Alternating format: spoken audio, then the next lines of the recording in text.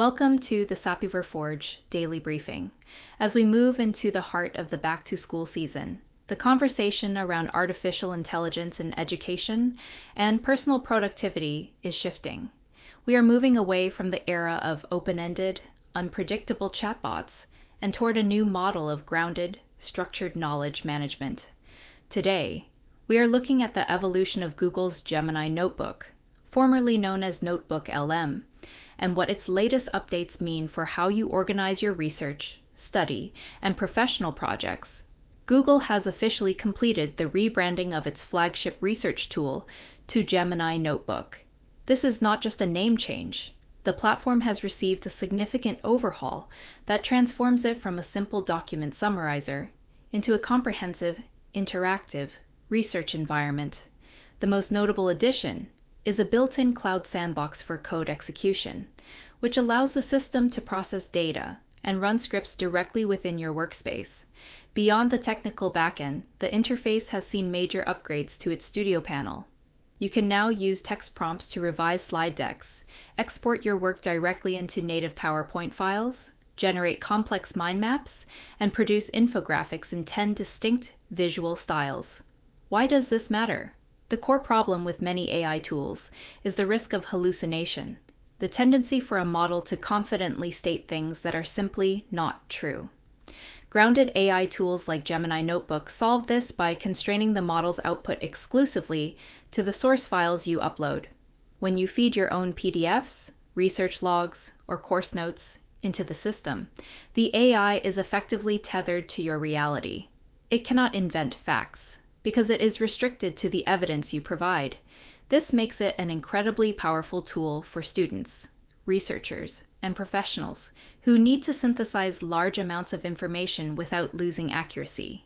If you are a student, you can upload your messy lecture notes and dense textbook chapters, and then ask the system to generate a structured mind map or a slide presentation for your next review session. If you are a professional, you can drop in your project research and have the system compile a summary that is strictly cited to your own documents. This is what we call a scaffold. It is not doing the thinking for you. It is providing the structure so you can focus your cognitive energy on the actual learning or the strategic decision making.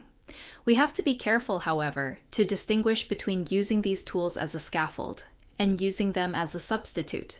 A recent analysis of data from Common Sense Media shows that while the vast majority of young people are using AI for schoolwork, only about half have received any formal instruction on how to do so safely or effectively.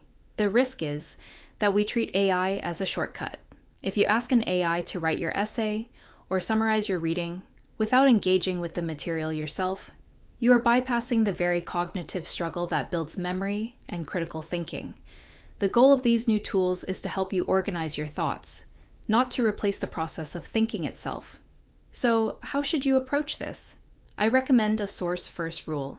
Before you ask any AI to summarize or quiz you, upload your own verified notes or documents. Ensure the AI is working from your foundation. If you want to test this out today, take a dense document or a chapter outline you need to master this week. Upload it to a grounded tool like Gemini Notebook or ChatGPT Edu. Ask the system to generate a 5-question active recall quiz, but add a specific instruction.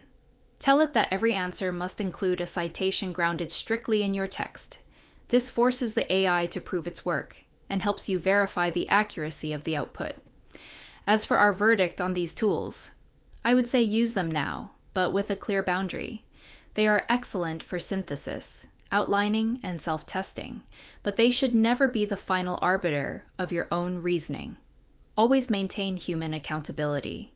You are the one who must verify the citations and ensure the logic holds up. Looking ahead, keep an eye on how these tools integrate with local hardware. We are seeing a trend toward bot-free capture, like the new Whisper Flow Note Taker, which records audio locally on your Mac without needing to invite a third-party bot into your meetings. As these tools become more private and more grounded in our own data, the barrier between our personal knowledge and the AI's processing power will continue to shrink. The key is to remain the architect of your own learning. Use the tools to build the scaffold, but keep your hands on the controls. That is all for today's briefing. Stay curious, stay grounded, and we will see you back here tomorrow.